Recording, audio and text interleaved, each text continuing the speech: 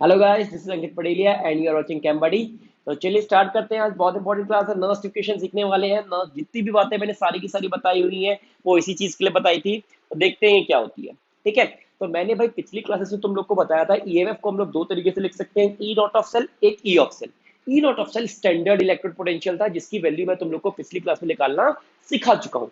अब मैं सिखाने जा रहा हूँ ई ऑफ सेल। जो ई ऑफ सेल होता है ना, ये भी भाई देखो ईएमएफ ही होता है, बट ये चेंजेबल ईएमएफ है।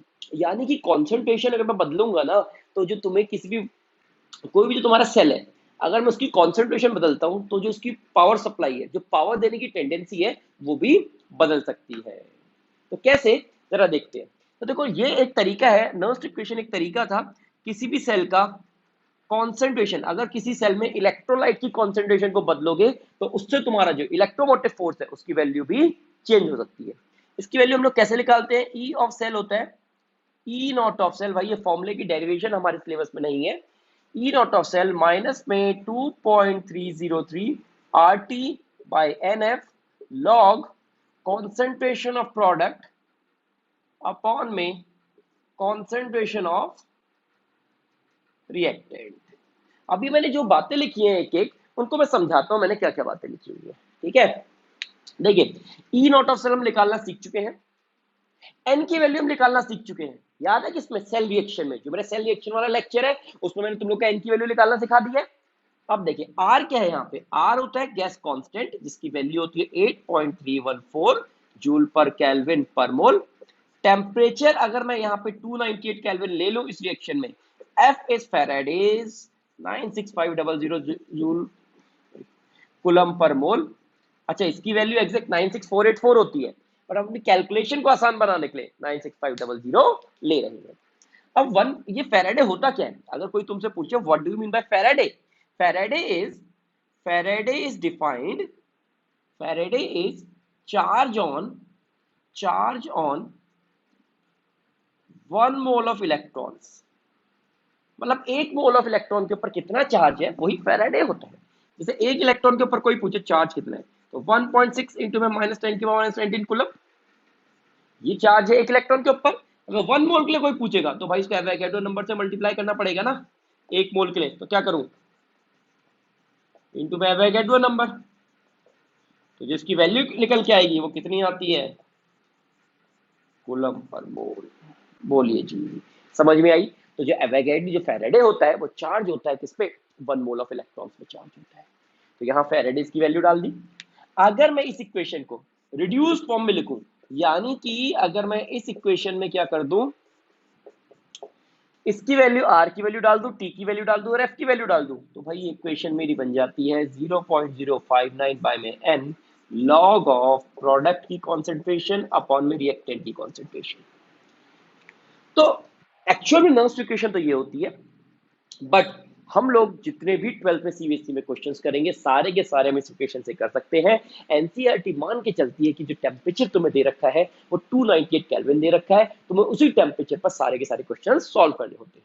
ठीक है, अगर टेम्परेचर वेरी कर दिया, अगर टेम्परेचर 300 या 310 या 320 या 400 ले लिया, तो भाई जो वैल्यू है ये चेंज हो जाएगी। ये एक्चुअल में नर्स्ट इक्वेशन नहीं है, ये reduced form of Nernst equation है। नर्स्ट इक्वेशन तो इसको बोलते हैं। ठीक है, तो टेम्परेचर की वैल्यू अगर चेंज करेंगे तो आंसर भी हमारा चेंज हो जाएगा। बट हमसे ऐसी कैलकुलेशन नहीं करवाता सीबीएसई, ना ही कोई भी एंट्रेंस एग्जाम। तो मैक्सिमम टाइम हम लोग इसी फॉर्मूले से काम कर सकते हैं। बट याद रहे, नर्स्ट इक्वेशन इसको बोलते हैं, reduce form of Nernst equation है। ये तो कंडीशन हो गई ना, ये जब इनकी वैल्यू 298 केल्विन है तब ऐसा होता है। अब देखो एक एक करके, ये मैं स्टेप बाय स्टेप, जो मेरी पिछली लेक्चर है, पिछले वीडियो है, उनमें मैं यही चीज सिखाने में लगा हूं स्टेप बाय स्टेप। तभी मैं इस क्वेश्चन पर आया हूं। भाई ई नॉट ऑफ सेल निकलवा चुका, एन की वैल्यू रिएक्शन से निकलवा चुका, प्रोडक्ट अपॉन रिएक्टेंट की कॉन्सेंट्रेशन ये क्या होती है अभी बताऊंगा, एग्जांपल देने वाला हूं और फिर भाई इसको एक्सप्लेन करता हूं। ठीक है, तो तब तक के लिए भाई इसको नोट कर लो, ये मेरी नर्स्ट इक्वेशन है पूरी की पूरी, मैंने कंप्लीट नर्स्ट इक्वेशन लिख दी है। और अब इस पे हम लोग दमदार मजेदार न्यूमेरिकल करने वाले हैं। ठीक है, तो मैं एक एक करके बहुत सारे न्यूमेरिकल्स कराऊंगा यहाँ पे इसके। तो फटाफट तुम लोग पहले इसको नोट कर लो और फिर हम लोग आगे बढ़ते हैं, जहां पे हम लोग ई ऑफ सेल निकालना सीखेंगे। देखो E not of cell fix होता है। ठीक है, ई ऑफ सेल क्या है? कॉन्सेंट्रेशन। अगर तुम रिएक्टेंट और प्रोडक्ट की कॉन्सेंट्रेशन को बदल दोगे तो वहां पर जो तुम्हारा ई ऑफ सेल की वैल्यू है वो भी बदल जाती है। तो एक बार इसको नोट कर लो। और मैं एक एग्जांपल कराता हूँ। हाँ जी बॉस, देखिए इधर ये मैंने क्वेश्चन कर दिया है यहाँ पे। अब इसको सॉल्व करते हैं, देखते हैं भाई इस क्वेश्चन को कैसे सॉल्व करेंगे। ये सीबीएसई में पूरा का पूरा एक 3 नंबर का क्वेश्चन आता है, 3 का आ सकता है, 4 का आ सकता है, ठीक है। तो ये पूरा का पूरा कंप्लीट क्वेश्चन है और इसी क्वेश्चन को मैंने तोड़ तोड़ के पिछले वीडियोस में समझाया हुआ है कि ई नॉट ऑफ सेल कैसे निकालते हैं, सेल की रिएक्शन कैसे लिखते हैं, सेल की रिप्रेजेंटेशन कैसे लिखते हैं। तो आई होप तुम लोग को सारी की सारी वीडियोस समझ में आ गई होंगी और उन वीडियोस को जरूर देखो, तभी भाई ये चीज समझ में आएगी, ठीक है। अब देखिए यहां पर सबसे पहले बताओ ये क्या होता है, A B C anode bridge cathode. जब भी ऐसा क्वेश्चन आए, जब भी ऐसा क्वेश्चन आए तो आओ तुम्हें देता हूं अपना ब्रह्मास्त्र, आओ देता हूं तुम्हें अपना ब्रह्मास्त्र देता हूं।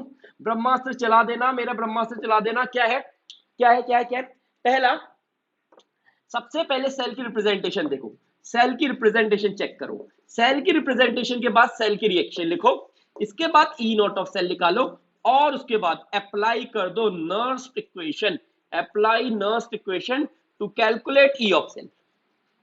बॉस इसी स्टेप में करेंगे, इसी तरीके से करेंगे। कसम खाओ मेरे साथ, कसम खाओ नालायक को मेरे साथ कि इसको इसी तरीके से करोगे, यही तरीका अप्लाई करोगे एक एक करके। सब्जेक्टिव पेपर है, एक एक स्टेप लिखने हैं तभी नंबर मिलेंगे। अगर ऐसे नहीं करोगे ना तो नंबर नहीं मिलने वाले, तुम लोग को पूरे के पूरे जरूर कटवाओगे कहीं ना कहीं नंबर, ठीक है। तो बोलो इस स्टेप में करोगे।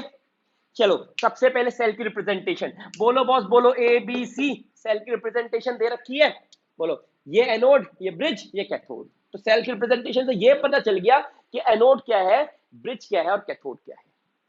अच्छा बॉस, दूसरा स्टेप क्या है, सेल की रिएक्शन। तो क्या हम लोग अब सेल की रिएक्शन लिखना शुरू कर दें क्या? क्या सेल की रिएक्शन लिखना शुरू कर दें? सेल की रिएक्शन कैसे लिखेंगे, यहां पे लिखेंगे एनोड और फिर उसके लिए लिखेंगे कैथोड, एनोड लिखेंगे और कैथोड लिखेंगे। अच्छा बताओ एनोड पे क्या होता है, ऑक्सीडेशन। अब मुझे लगता है सेल की रिएक्शन तो तुम लोग को इतना सिखा दी, इतनी सिखा दी, अब तो तुम चुटकियों में कर बैठोगे। एनोड ऑक्सीडेशन, तो भाई ऑक्सीडेशन Mg से क्या बनेगा, Mg+2। इलेक्ट्रॉन किधर ऐड करते हैं, जहां प्लस चार्ज होता है। कितने ऐड करूंगा, +2 है तो 2 इलेक्ट्रॉन ऐड करूंगा। बोलो कैथोड पे, कैथोड पे क्या चमक रहा है, कॉपर चमक रहा है। क्या कॉपर +2 2 इलेक्ट्रॉन खाएगा तो किस में कन्वर्ट हो जाएगा, कॉपर में। क्या ये सेल रिएक्शन से तुम्हें दिखा, यहाँ पे मैग्नीशियम सॉलिड है, यहाँ कॉपर +2 एक्वस की फॉर्म में है, ये क्या बन गया, Mg+2 बन गया प्लस कॉपर सॉलिड बन गया, इलेक्ट्रॉन्स कैंसिल आउट हो जाएंगे।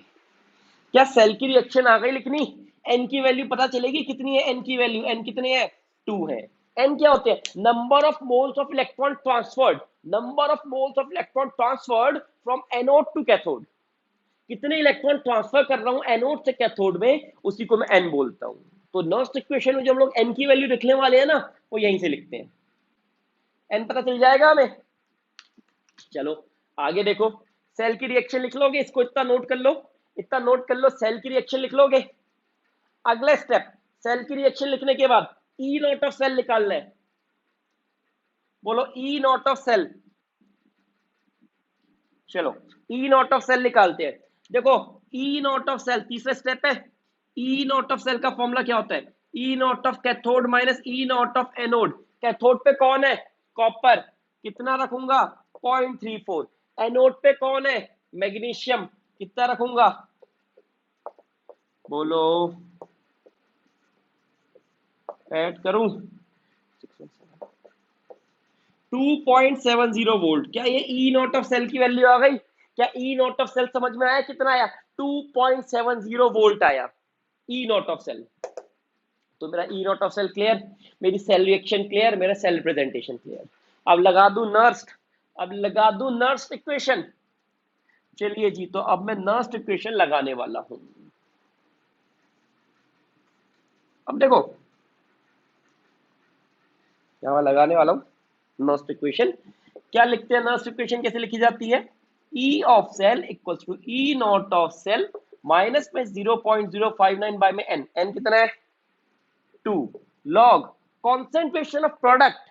प्रोडक्ट क्या था, यहां पे जो प्रोडक्ट दिख रहा है उसको यहां पे लिख दो, अपॉन में रिएक्टेंट यहां पे जो दिख रहा है उसको लिख दो, क्या है कॉपर +2 है, ठीक है।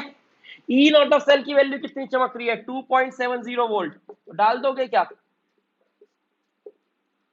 कॉन्सेंट्रेशन ऑफ Mg+2 कितनी है, यहां दे रखी है 10⁻³ इंटू में कॉन्सेंट्रेशन ऑफ कॉपर, अभी बताता हूं उसको क्या करूंगा। कॉन्सेंट्रेशन ऑफ इसकी कितनी दे रखी है और कॉपर+2 की कितनी दे रखी है, 10⁻⁴ दे रखी है। ठीक है, अब देखो यहां पर इसकी कॉन्सेंट्रेशन तो दे नहीं रखी, कॉपर की और मैग्नीशियम की, तो इसका क्या करूंगा, तो भाई कॉपर और मैग्नीशियम की, ये नोट कर लिया, कॉपर और जो मैग्नीशियम है, कॉपर और जो मैग्नीशियम है वो सॉलिड है, सॉलिड। तो भाई जरा सॉलिड्स, प्योर सॉलिड और जो प्योर लिक्विड होता है उनकी ना जो कॉन्सेंट्रेशन होती है वो कांस्टेंट होती है, कांस्टेंट। अच्छा, कांस्टेंट का मतलब उनकी कॉन्सेंट्रेशन वेरी नहीं करती है। खुद देखो, देखो प्रूव करके दिखाता हूं। कॉन्सेंट्रेशन का मतलब molarity, molarity number of moles upon volume. Number of moles का फॉर्मूला क्या होता है, given mass upon molar mass into volume. Given mass upon volume is density upon molar mass. अब मुझे एक बात बताओ, अगर प्योर सॉलिड और प्योर लिक्विड है तो यार उसका मोलर मास भी फिक्स होता है, उसकी डेंसिटी भी फिक्स होती है। जैसे मैं तुमसे पूछूं कॉपर, कॉपर कॉपर एक मेटल है, उसकी डेंसिटी फिक्स होगी, डेंसिटी तो फिक्स होती है हर एक चीज की, प्योर चीज की, तो डेंसिटी फिक्स हो गई। कॉपर का मोलर मास भी फिक्स होता है, कॉपर का मोलर मास भी तुम्हारा फिक्स है 63.5, ये भी फिक्स, मतलब ये भी कांस्टेंट, ये भी कांस्टेंट। तो कांस्टेंट से कांस्टेंट को डिवाइड करोगे तो भी क्या आएगा, एक कांस्टेंट ही तो आएगा। अरे 2/6 करोगे तो तुम्हें पता है ना 1/3, वो भी तो कांस्टेंट ही आएगा।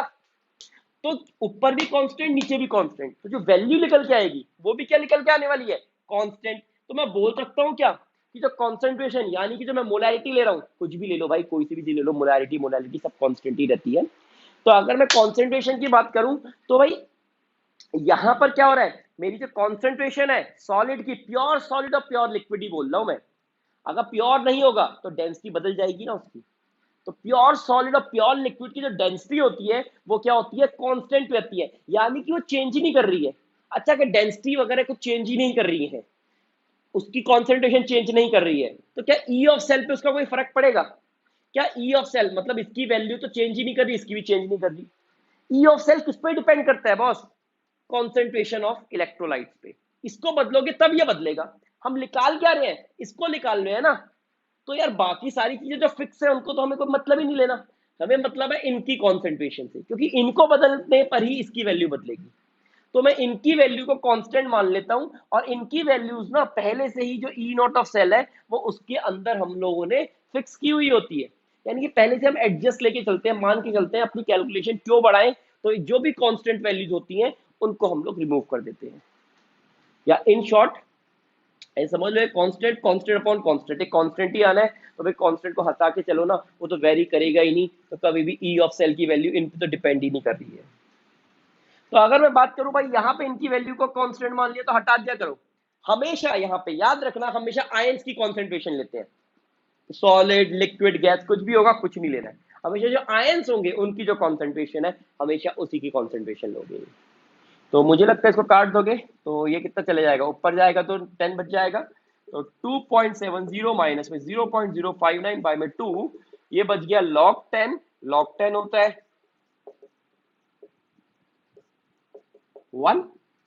तो भाई इसको सॉल्व करोगे तो भाई मेरे पास इसका आंसर है, तुम लोग इसको सॉल्व करके देख लेना, जो इसका आंसर निकल के आएगा वो निकल के आएगा 2.68 वोल्ट्स, ये फाइनल आंसर आना चाहिए इसका। तो बोलो क्या नर्स्ट इक्वेशन ये क्वेश्चन तुम्हें आया समझ में, कितना आसान था, कितना आसान था, बिल्कुल आसान था ना। ठीक है, तो ऐसे ही क्वेश्चन, ऐसे ही मजेदार क्वेश्चन मैं अगली क्लास में बहुत सारे करवाऊंगा एक एक करके। ठीक है, तो भाई ये तुम अच्छी तरीके से नोट कर लो, इसको समझ लो। फिर से एक बार बता दूं, सबसे पहले सेल की रिप्रेजेंटेशन लिखनी है, फिर सेल की रिएक्शन लिखनी है। सेल की रिएक्शन से हमें क्या फायदे मिलते हैं, एन, एक तो एन पता चलता है और दूसरा हमें प्रोडक्ट और रिएक्टेंट पता चलता है। ठीक है, और इस पे भाई मैं बहुत सारे टाइप के क्वेश्चन भी कराने वाला हूँ। इसके बाद हम लोग ई नॉट ऑफ सेल की बात करते हैं। ई नॉट ऑफ सेल हमें कैलकुलेट करना होता है, कैथोड माइनस एनोड, सिंपल सा मैंने करवा दिया था वो, और बस वहां से उसके बाद हम लास्ट में नर्स्ट इक्वेशन अप्लाई कर देंगे और हमारा सारा का सारा खेल खत्म हो जाएगा। ठीक है, तो भाई वीडियो को जरूर लाइक कर देना, अब भाई अब लाइक कर दो फटाफट। ठीक है, और चैनल सब्सक्राइब नहीं करो सब्सक्राइब करो, और मिलते हैं हम लोग नेक्स्ट लेक्चर में, तब तक के लिए goodbye and take care.